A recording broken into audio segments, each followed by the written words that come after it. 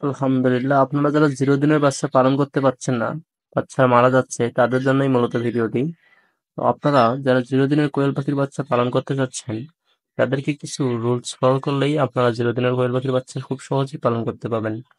তো আপনাদের সর্বপ্রথম যে সমস্যাটা হয়, পানির পাত্রের মধ্যে বাচ্চা পড়ে মারা যায়। আপনারা পানির পাত্রের মধ্যে মার্বেল ব্যবহার করবেন, তাহলে আর বাচ্চা মারা যাবে না। 2, পানির পাত্র আপনারা পানির পাত্রের নিচে একটা করে পেপার দিবেন, তাহলে আপনাদের যে ফ্লোর থাকবে সে ফ্লোরটা ভিজে যাবে না এবং বাচ্চার শরীর শুকনো থাকবে। এবং আপনারা বাচ্চাকে পর্যাপ্ত পরিমাণে তাপমাত্রার মধ্যে রাখার চেষ্টা করবেন, যাতে তাপমাত্রা সব সময় কমপক্ষে 1 দিন বয়স থেকে 8 দিন বয়স পর্যন্ত প্রায় 35 ডিগ্রি সেলসিয়াসের কাছাকাছি।